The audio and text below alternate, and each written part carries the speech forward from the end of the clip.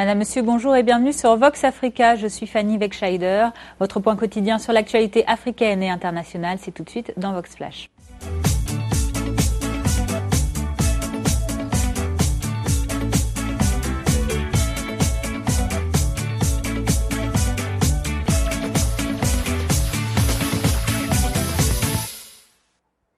Ouvrons notre flash information de ce mercredi 5 août en Afrique de l'Ouest.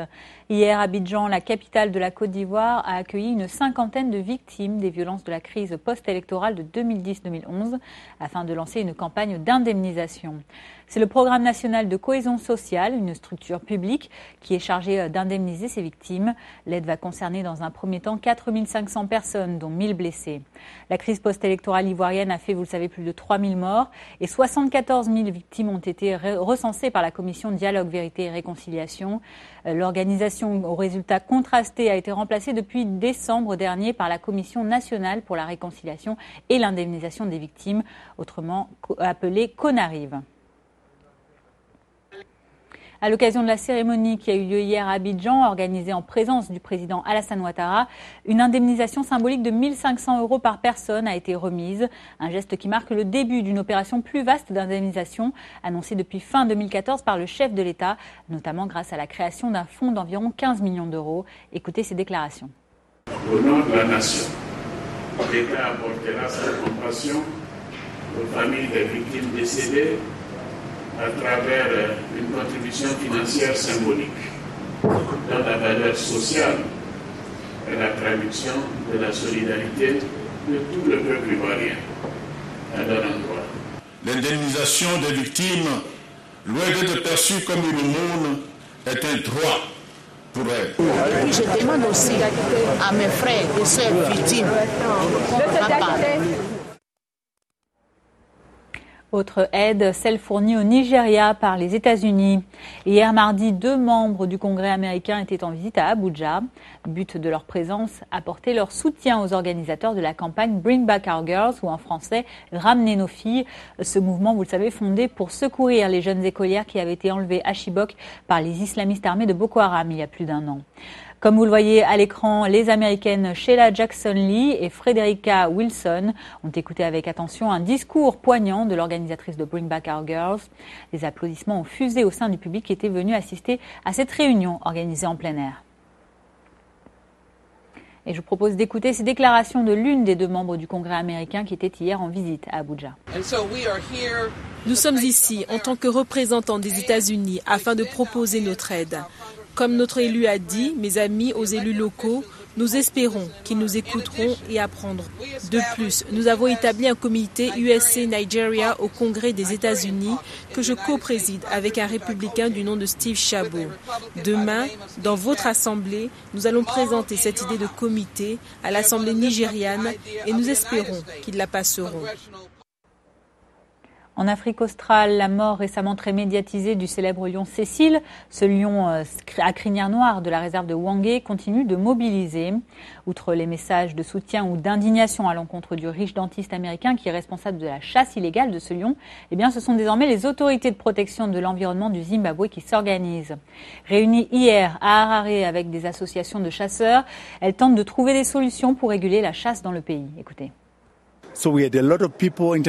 Nous avons eu beaucoup de personnes, de visiteurs du monde entier qui sont venus dans notre pays pour voir Cécile.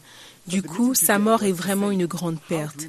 Nous nous sommes réunis aujourd'hui pour savoir comment il faut gérer ces problèmes et éviter que ce genre de choses se répètent.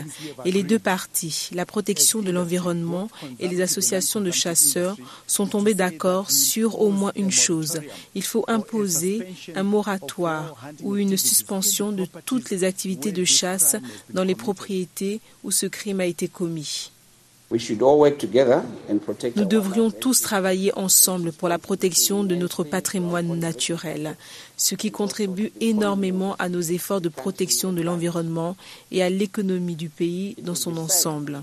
Ce serait regrettable que la mort fâcheuse de Cécile entraîne la disparition de l'industrie du tourisme. Je demande donc que quelque chose de pragmatique, réaliste et progressiste sorte de cette réunion suite à la mort de Cécile. Je souhaite que quelque chose de bon, Une bonne histoire pour le Zimbabwe sortent de cette réunion. Nous sommes tous dans le même bateau. Un mot de sport à présent, direction le Togo. La direction d'éducation de la CAF, la Confédération africaine de football, vient d'organiser à Lomé un stage de formation des entraîneurs pour l'obtention de la licence C de la CAF. Ils étaient 50 stagiaires à suivre cette formation de 2 semaines, formation encadrée par l'expert de la CAF, Camelio Akoussa. La formation a porté sur la conduite des dribbles en enchaînement, le jeu en mouvement, l'aide au porteur de balle, la finition, la vitesse avec le ballon, mais aussi sur des structures de la CAF et de la Fédération togolaise de football, l'organisation d'une séance d'entraînement ou encore la structure, l'animation et les étapes de développement de l'enfant. Et lors de cette formation, les stagiaires ont aussi pu suivre des cours sur la planification de l'entraînement, sur la médecine sportive, la relation entre entraîneurs et clubs ou encore la diététique sportive et les lois du jeu. À l'issue de cette formation très complète, donc, les stagiaires ont passé des examens théoriques et pratiques afin d'obtenir leur licence C de la CAF. Noël Tadignon, notre correspondant au Togo, a recueilli quelques commentaires. Mais nous avons constaté que beaucoup d'entraîneurs n'ont pas de notion d'entraînement. Parce qu'il faut la méthodologie de l'entraînement, il faut connaître les joueurs, connaître les étapes de développement de l'enfant et savoir analyser, observer, analyser les matchs. Donc ce sont les modules que nous avons enseignés aux entraîneurs pour les aider à mieux préparer leur séance d'entraînement, à mieux encadrer les joueurs pour que nous ayons des joueurs bien formés, pour que nous ayons un championnat beaucoup plus alléchant, beaucoup plus compétitif. D'autres pays ont eu le dessus sur nous. Ils ont commencé depuis belle lurette, 2006 déjà, et que c'est nous, en 2015, qu'on est arrivé à ce stade. Donc, nous sommes très fiers d'accueillir ces stages au Togo pour pouvoir rattraper l'Afrique, c'est-à-dire le Maghreb et autres qui sont en avance sur nous. Et donc, d'ici 5 ans, nous comptons que si vraiment tous les entraîneurs qui ont été formés depuis la première promotion jusqu'à la 5e promotion se mettaient vraiment au travail et faisaient usage des connaissances qu'ils ont acquises ici, y compris des expériences qu'ils ont déjà acquises. Sincèrement, nous aurons un football de haut niveau au Togo. Et le Togo, quand même, sera classé parmi les grandes nations footballistiques. À l'international, direction la France, où les sorts des migrants qui ont eu la chance de survivre à des traversées de la Méditerranée souvent fatales se retrouvent pour beaucoup en difficulté à Paris. Depuis vendredi, plus de 200 migrants occupent par exemple un ancien lycée hôtelier désaffecté dans le 19e arrondissement de la capitale. Certains d'entre eux avaient été expulsés de la Halle Pajol à Paris, d'autres viennent tout juste d'arriver en France. Vous le savez, depuis début juin, les évacuations de campements de migrants se multiplient dans le nord de Paris et des propositions de relogement sont faites aux clandestins, le temps pour eux d'examiner leur demande d'asile. Malheureusement, les nouveaux arrivants sont souvent contraints de se réinstaller dans la foulée dans les sites évacués, comme ici dans cet ancien lycée hôtelier. Ces lieux qualifiés d'intercalaires constitueraient une alternative aux centres d'hébergement existants, occupés eux aujourd'hui à 100%. Et bien que la mairie de Paris ait annoncé ne pas envisager d'expulsion du lycée qui est occupé en ce moment, ou encore que l'État ait décidé de créer des places supplémentaires, le comité de soutien aux migrants déplore, lui, d'être contraint de trouver lui-même un lieu pour loger les migrants et il dénonce l'inaction des services publics. Écoutez. On est arrivé il y a 4 jours. Ce nouveau centre en fait a été ouvert parce que la règle maintenant c'est plus une seule nuit dehors.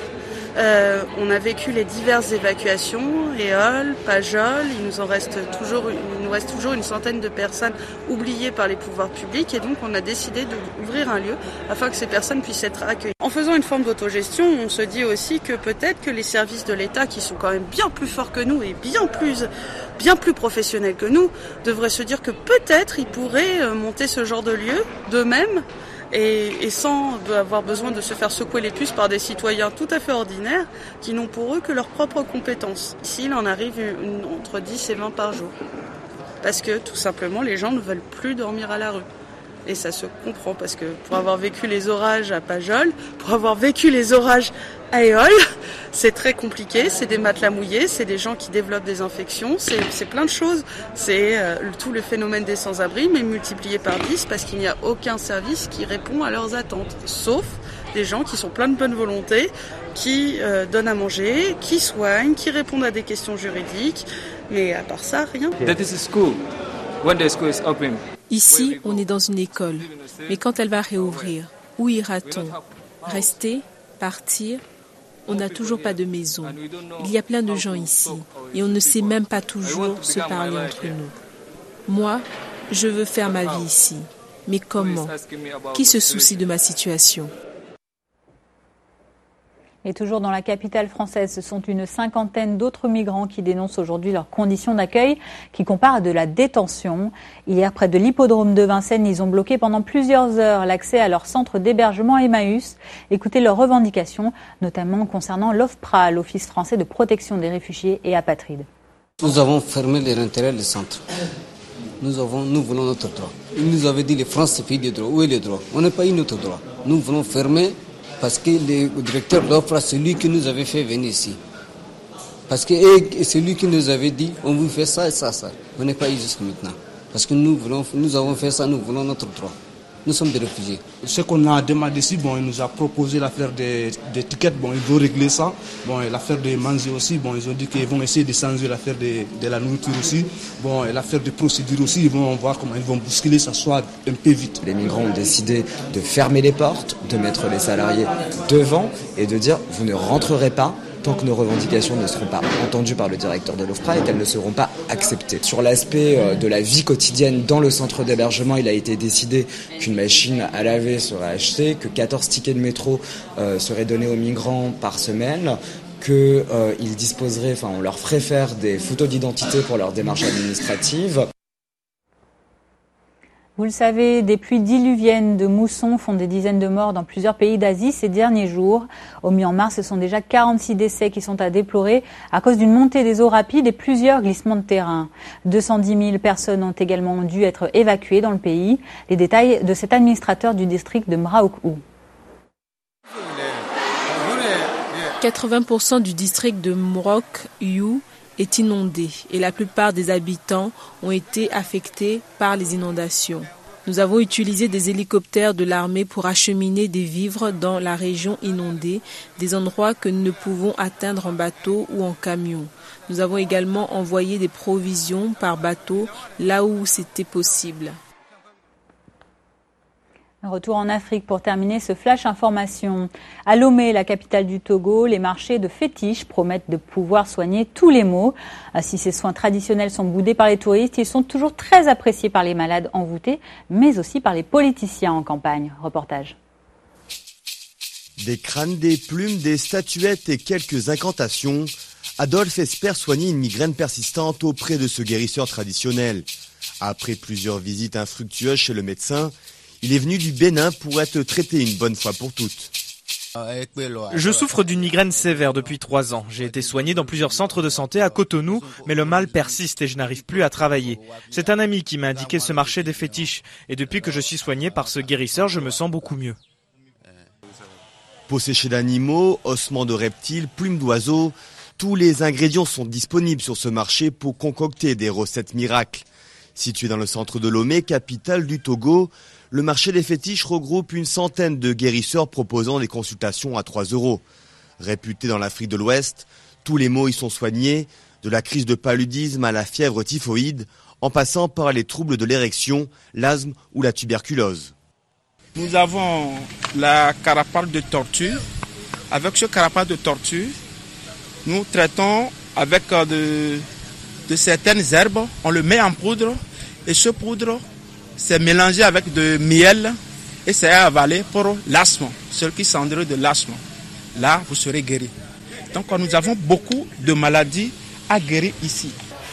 Un marché insolite qui attire quelques touristes plus par curiosité que pour réellement se faire soigner. Toutefois, les visiteurs sont de moins en moins nombreux depuis l'année dernière. L'épidémie de fièvre Ebola qui a frappé plusieurs pays d'Afrique de l'Ouest a fait fuir les badauds. Nous avons un peu de déficit à propos de tourisme, par exemple à propos de maladie Ebola, qui a fait qu'il y a moins de visiteurs. À l'approche d'élections locales, un nouveau public afflue.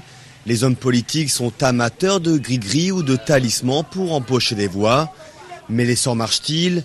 Les fétiches se gardent bien de le dire. Secret professionnel oblige. Voilà, c'est la fin de ce Vox Flash du mercredi 5 août. Merci à vous de l'avoir suivi. Je vous donne rendez-vous demain jeudi pour votre prochain point quotidien sur l'actualité. D'ici là, passez une très bonne journée. À demain.